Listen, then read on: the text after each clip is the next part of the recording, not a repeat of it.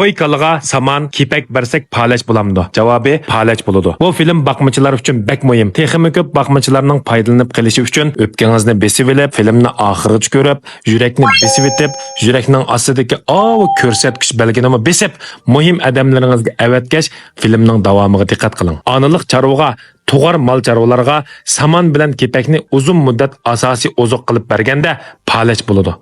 Bu gapni mushu ish beshidan o'tgan boqmachilar bakrak biladi. Balkim ota-bobolarimiz burundan tortib saman shu kepak bilan mol beqib kelgan edi-ku, sening qandaq asosing bor deyishingiz mumkin. Hamma boqmachilar biladi. Necha yildan buyon chorvachilik idoralari qo'y boqmachiligini texmi taraqqiy qildirish uchun ichkari o'lkalardagi alohida nasllik, ya'ni ko'p tug'ilgan qo'ylarni yutkab akilib, yezlardagi dehqon boqmachilarga yo'lash turi qilib bekarga haqsiz tarqitib Şinjan chorvachiligini texmi taraqqiy qildirmoqchi bo'ladi. Bu jarayonda bizning burundan tortib saman bilan kepakni asos qilib beqiyotgan boqmachilarimiz shu ko'p tug'ilgan qo'ynimi burunqi usulda xato baqidi. Rost, bizmi kichik vaqtimizda sivatga yoki so'bog'i samanni qachilab, ishik oldidagi eriqqa bog'lab qo'yib, bir kun yumshagandan keyin samanning seriq suyini tushib bo'lgandan keyin to'pisiga kepak chechib qo'y baqar edik. Ayni yillari uyimizda bor yem-qashaklar faqat shu narsalar edi. Uning ustiga biz beqiyotgan qo'yning naslimi unda ko'p tug'ilgan qo'y emas.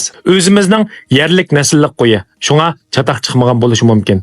Ammo dehqon boqmachilarga tarqatgan bu ichkir o'lkalardan yo'tkab kelingan ko'p tug'ilgan nasllik qo'y dehqonlarning uyiga kelgan chaqda shu an'anaviy usul bilan beqilib, ba'zanlari tug'ishning oldida palash bo'ldi. Ba'zanlari tug'ishning keynida palash bo'ldi. Ba'zanlarining ballari tug'ilib bo'lib o'ldi. Buning asosiy sababi bo'lsa, saman bilan kepakni asosli oziqlik qilib beqib olganlikda. Endi buning ilmiy asosiga qaytib kelaylik. Bu ko'p tug'ilgan sog'liqning o'zining ig'irligimi 40 kilogram atrofida keladi. Shu 40 kilogram ig'irligimi oziqlik ketadi albatta. Samanning tarkibidagi 1% oqsil, kepakning tarkibidagi 10% oqsil shu 40 kilogram atrofidagi chorvaning hayotini saqlab qola olishi mumkin. Lekin tug'ilganga, ko'paytirganga, samirtirganga, ko'plab kirim yaratadiganға isla bo'lmaydi. Asosli oziqlik qilingan bu saman bilan kepak bo'libmi oniliq chorvaning o'zining badaniga yetmay vassa, uning qo'rsiqidagi 3 tal balasiga qandaq yetadi? Bo'pti, 3 tal balasiga oziqlik yetdimi deyli, o'zining badanidan oziqlik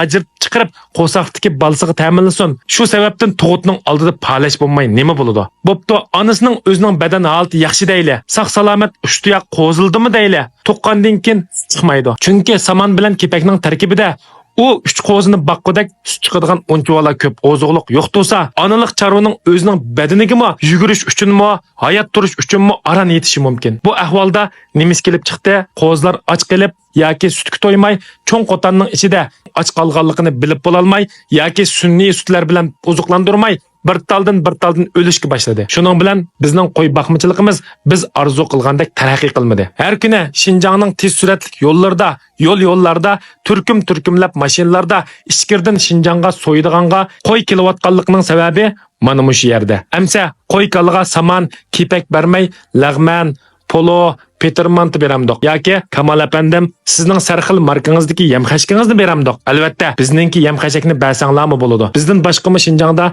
biz bildigan 40 necha zavod bor, shularninkini bersanglarmi bo'ladi. To'liq oziqlik qimmatga ega tayyor yem-xashak bersangiz, yuqorqi palash bo'ladigan ahvol yuz bermaydi. Hamda o'zingiz o'ylagandek unum yaratqili bo'ladi. Agar zavodlarning yem-xashki texnikasi o'zimiz yasagan qaraganda sal qimmat chiqib olgan deb o'ylasangiz, mahalning do'qmishidagi yem-xashak xom ashyosi, ya'ni qo'noq kunjirlarni un qilib tartib beradigan tijoratchi do'stimizni tepib, yaxshi bir yo'qillavni, ya'ni oldin biriktirilgan 1 tonna yemga 2 xalt qatadigan yem xorishni tepib, shu yo'qillav ishlab chiqargan zavodninki mol chorvangizga belgilab bergan retsept bo'yicha yem-xashak yasab baqsangizmi, yuqorqi tug'utning oldi keyindagi palash bo'lgan ahvollar yuz bermaydi. Agar ishonchlik yo'qillav setib olsam bo'ladi desangiz, hozir davlatimizning tadqiqot texnikasimi atrofimizdagi davlatlardan 20-30 yil oldida turdi.